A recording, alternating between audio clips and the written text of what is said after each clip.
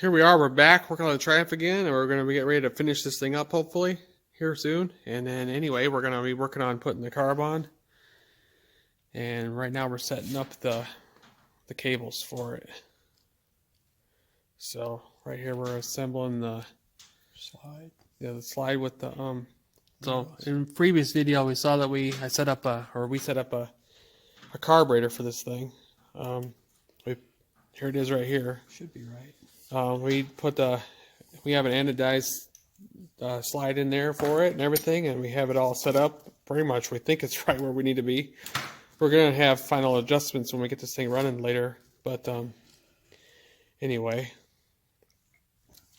So right now, yeah, we're finishing up getting this slide all ready to go together.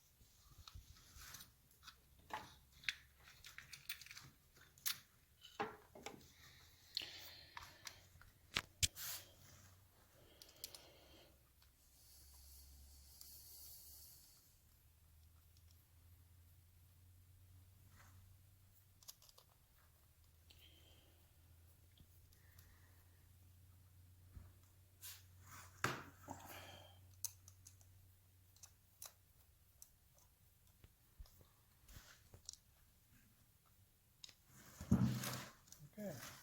Here we go. We'll worry about the rest of it later. Now, gotta take all this off.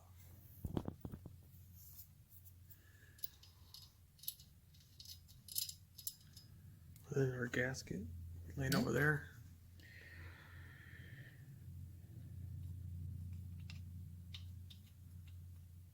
Insulated gasket. Ooh, we might have come in this side.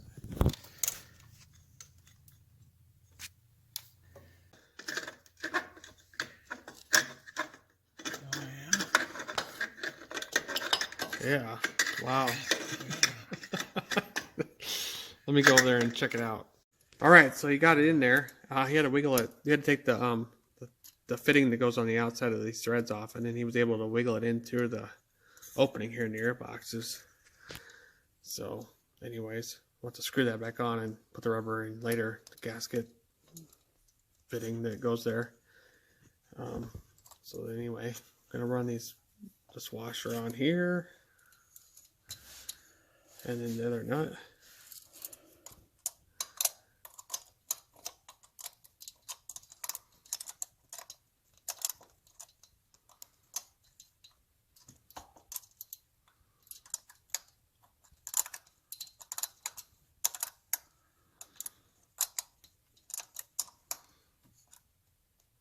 There.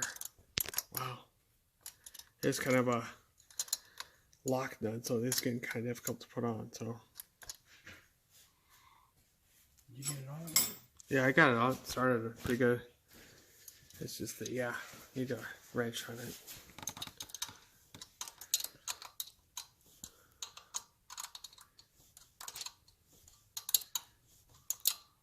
Yeah, the other side went on just as hard.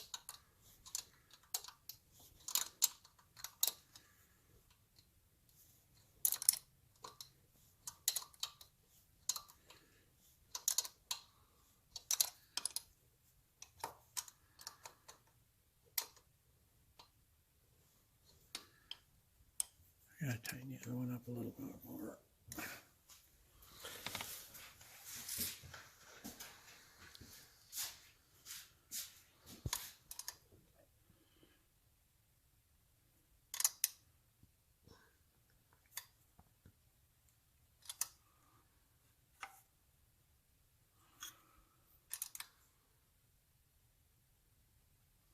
Carburetor had a rubber gasket in there, didn't it? Yeah, O-ring? Yeah, I saw that before, yeah.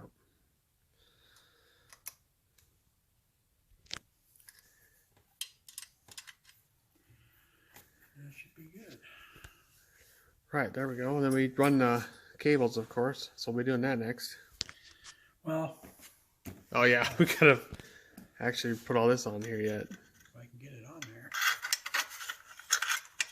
Wow, just enough room. Oh, boy.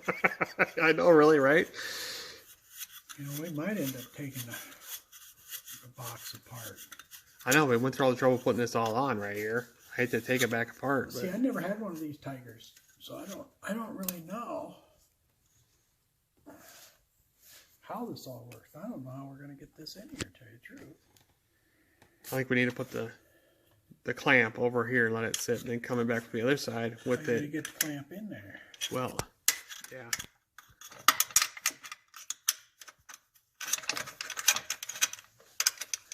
Oh, yeah? Well, I guess you could open it up let and me see. slide it Well, over it. that'd be the other thing. You open it up, but here, let me see it once. Maybe we can come in from.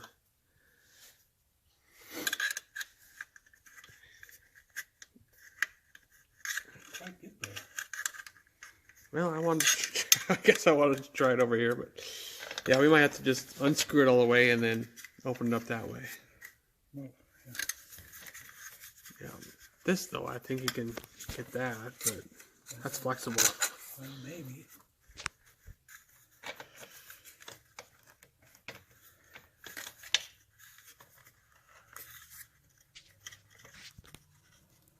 Boy.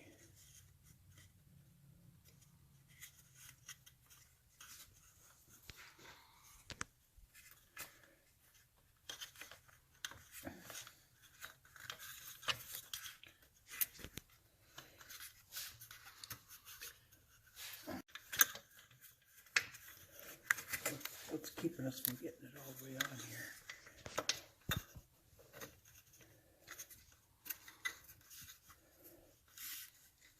Going on already? Yeah, it's on already over here. Okay. Good. Yeah, we just gotta get Working on it. the lips of the Working on the it. rubber thing to be equal on both sides here.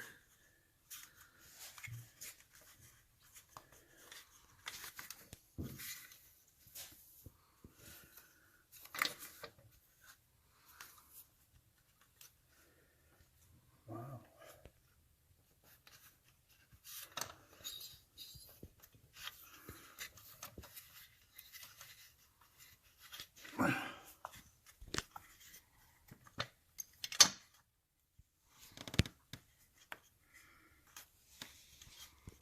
Almost got it. There, I think you're starting to get it in there. Yep. Looks like you got it on the back side here.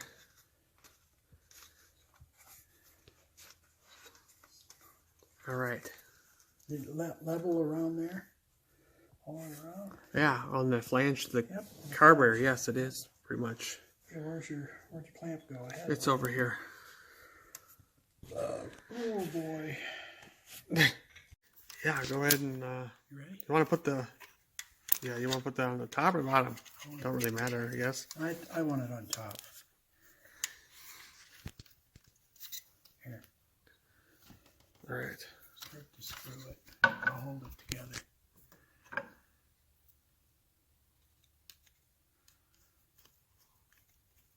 Yep, there it goes. Well, Good place for a power tool. yeah. Or a good place for a socket probably, because it is one of these nicer ones where it has a socket on there and it keeps slipping off with the screwdriver. Let's So, get one. all right. Hold on. Hold it. Okay.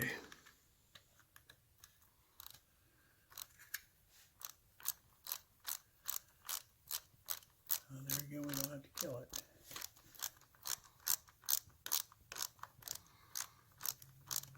Hold it. I want to get it on here right. Tell me when it leveled. Okay. Right there. Let me look. Yeah, right there.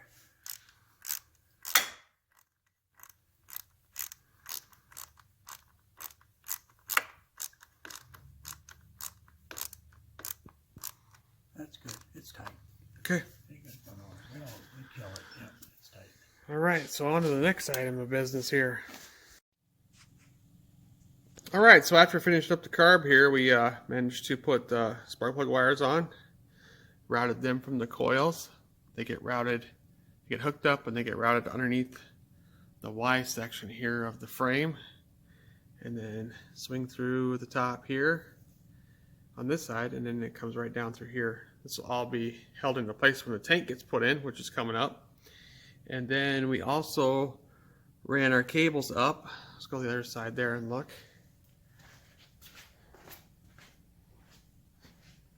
Got the exhaust put on, by the way. You didn't see that?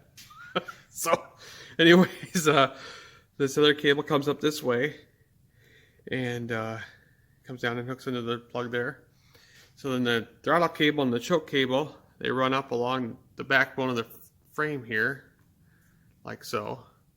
The choke cable is this one here, and it gets looped up around and comes out up here to the choke lever. And then, of course, the throttle comes up through here and loops around this way. It comes out to the twist grip here. So that's all we've got so far. Next, we're going to be working on running fuel line and then putting the tank on. Of course, we'll do that first, then we'll run the fuel lines and then go from there. So this thing is getting real close to being finished right now. So otherwise, we put this older used exhaust that I had laying around. It's kind of sharp looking, but it's not original like exhaust, but it gives it kind of a custom look too. But otherwise, it looks pretty neat. Starting to look like a motorcycle. All right, so here we go. We're gonna get ready to finish this bike up now. So we're gonna put the side covers on here next. So first of all, I'm gonna go ahead and set this up on there.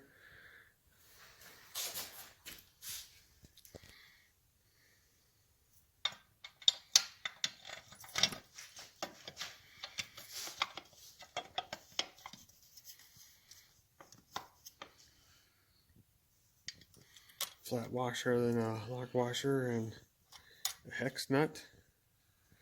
And then when that's all tightened down, there's a little plug that goes on. That's on the other side. I got them sitting over there on the other side. So go ahead and tighten this down. Then we'll go over to the other side and do that one. Alright, so there we go. We're going to do this side now. Of course, we put the cover on. It looks like not enough room for a lock washer.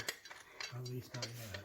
Yeah, so we're gonna kind of wanted to use that so it'd keep it from coming loose, but I guess we're gonna have to tighten it first and then go from there and see if we can get it on. So there we go. We'll button this up here and we'll come back and go on to doing the tank here in a second. So all right, so here we go. We got we didn't use the lock washer. There wasn't enough room for it to tighten up properly. But then next we put these little black plugs in here to cover up the eyesore of the nut and make it look a little bit more finished. That's the whole purpose of this part. So there we go on that. Yep. Pop the other one on the other side there, and we'll move on to putting the tank on. So the tank, we got that special, I've talked about this before, but there's a special bolt that we got to put in here first. Then we'll slide the tank on over it. So, all right. So before we get the tank put on here, we wanted to take these plugs out here. We're gonna spark test this thing, so we just removed them and make sure it fires. Yeah, make sure it's gonna fire when we go to put the ignition. Yeah, after we just installed that ignition, which you saw earlier on a different video. But we're gonna turn the light off so we can see it's easier, hopefully. Alright, let's try this without the flash on now. Okay, we should be able to see spark coming out of these plugs right here. Oh yeah, there we go. Let's see it. Alright, so this should fire up when we go to start this thing later. So, alright, so here we go. We're going to put the center bolt stud in here. It's a bolt, and it hooks into this little bracket here. This bracket's kind of mangled a little bit, but this flat washer here should be able to keep it kind of together. So we're going to hopefully be okay with that. We had 3 rubbers on here, but we took that one off in case there's a problem with the tank, because the book actually shows 2 here, and we must either forgot or something. We put extra one on there. So now we're gonna get ready to put the Petcocks on the tank. All right, so here's the original Petcocks, and they're in pretty good shape, and we were gonna use them, but we're going to not use them because originally there's like a reserve tube in here, and this actually goes up to about, I don't know, a third of the tank almost. And that means that gas will never get used. Because of high tunnel. Because of the high tunnel we have in this tank. So what we're going to do is we're going to put 2 non-tubed ones. 2 run. 2 run ones. No, 2 reserves. Or, 2 reserve ones, I guess. And what we'll do is how we're going to run it, or how this bike's going to run is we're going to use one Petcock till that side of the tank's done. And then when we use the other half for the reserve on the underneath the tunnel. Which will only be from about here on down. Yeah, so from about here on down. Which is probably like maybe a gallon, half, maybe. Something like that. So we got one of these new ones already installed here. Now we're going to put this other one in. So we got it set up to where the Petcocks are to the outside. Because what happens is if we run them anywhere else, we either have one where we can't get the lever, or it's in a bad position. So it might clear better this way.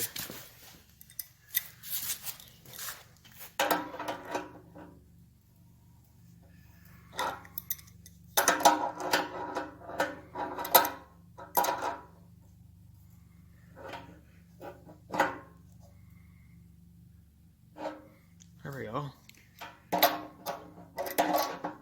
Get them lined up good, and then we'll tighten the brass studs down.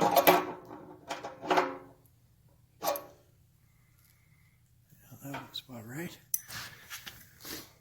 You got it? Yeah. So anyways, what does the sealing is there's a bonded washer in there up against the flat washer, and the other part of the bonded washer goes towards the tank and creates a seal. And of course, we don't want to. And it tightens the Petcock at the same time. Yeah, so it helps tighten the Petcock at the same time.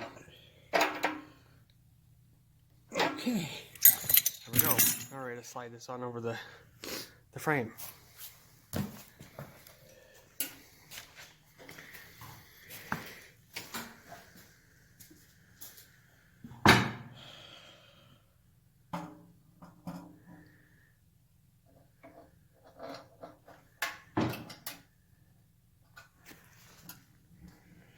There we go.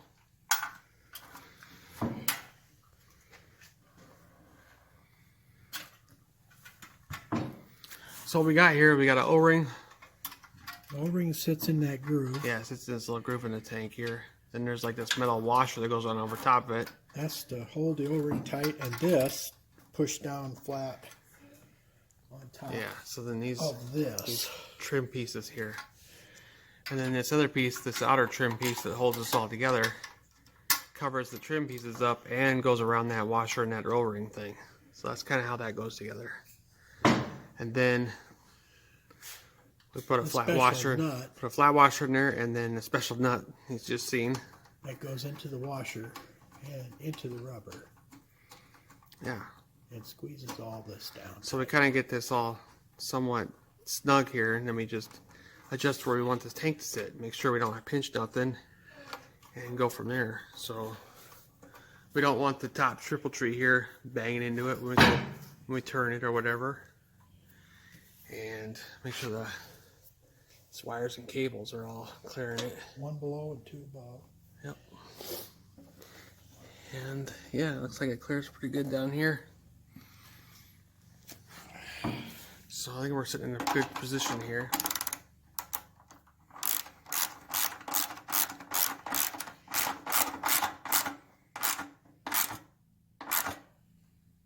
Here we go.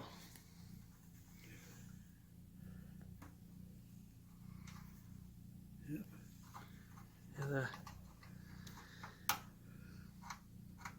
it's about how it is. I mean, it's All right, well, there we go. We got the little rubber plug we pop on top of there when we get it all situated, but we won't pop that quite on yet. We're gonna check a couple things here. Make sure that we don't have to move it.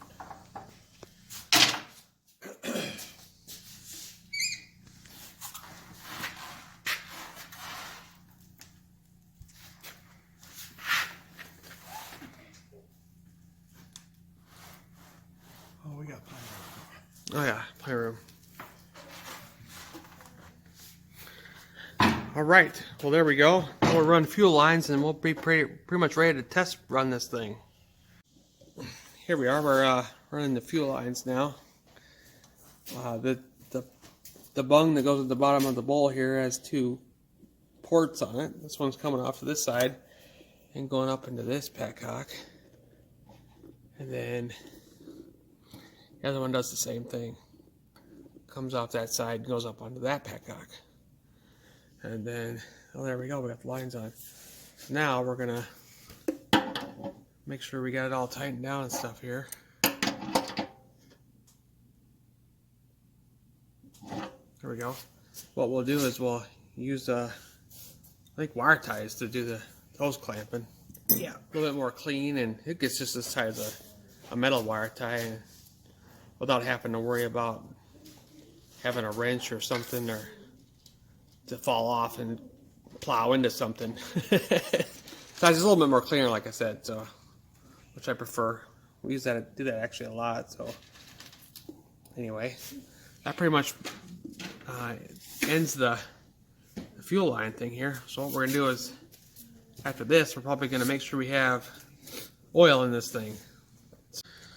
All right, so we looked up the capacities here. We got to put, for 650s, we got to put 7.1 US pints. We have about 5 ounces in the bottom of the engine right now. So we'll figure that out here in a second. But the gearbox takes 16.9 ounces. And the primary chain case takes 11.8 ounces. So, and of course, engine oil goes in the frame here.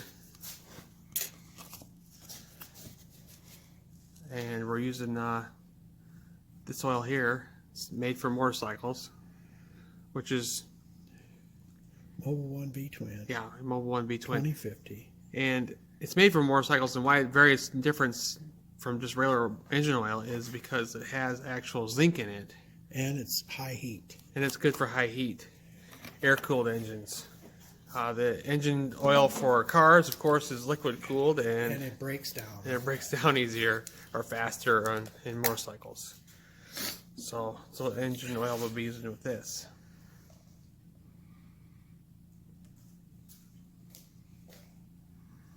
So we're going to go ahead and fill this up, and we'll work on the other areas for the oil in a second here. Alright, so the transmission gearbox gets 500 cc's. We're using Brad Penn oil here for our gear oil for the transmission. GL5. Yeah, 4. GL4. Yep. So this has additives in it that won't hurt brass. Yeah, because there's brass synchronizers in this transmission, so we don't want brass shift forks and things like that. Oh yeah, the shift forks as well. And them thrust washers are brass, and there's bushings in some of the gears that are brass. Right. So you got to put an oil that's brass safe in it. And that's called the GL4 stuff. Right. And GL5 is not compatible with brass. Yeah, the other thing is it's got the green look to the oil has the zinc in it as well.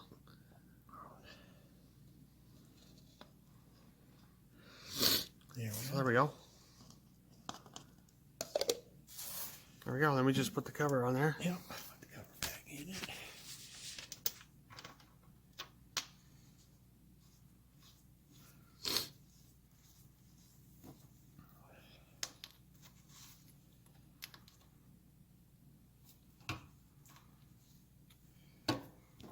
All right. Oh yeah, gotta remember to tighten it down. That's something else we'll do and get all done here before we get running it and breaking it in and stuff, is make sure we have all that stuff, some of the stuff tight. Double check, you know.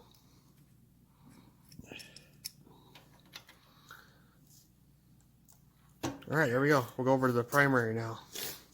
Yeah, 350cc for the primary here. So this gets the same oil as the engine, of course, because of those 3 holes we've talked about before when we were building the engine. Bypasses and communicates between the engine and this primary self-levels. So we're using the same oil. Also, with this oil, it's got what you were saying. What were you calling it? It's got it doesn't have friction modifiers in it. It's wet clutch compatible. It has zinc and phosphorus in it, so that's for the motor. But for the clutch, it like car oils have friction modifiers, and then clutches will slip. So that's another reason why you got to run motorcycle oil. So, yeah. All right, well, there we go. So I hope you enjoyed this entire motorcycle restoration process we went through here on this bike. And I think it looks awesome. Yeah, it looks pretty good. So, well, like I said, we'll come back later and we'll fire this thing up and we'll do a little segment on breaking it in and all that stuff. Timing it, all that great stuff. But for now, we're pretty much done and we can move on to other things now here at the shop. So, like I said, I hope you enjoyed this and we'll see you again soon.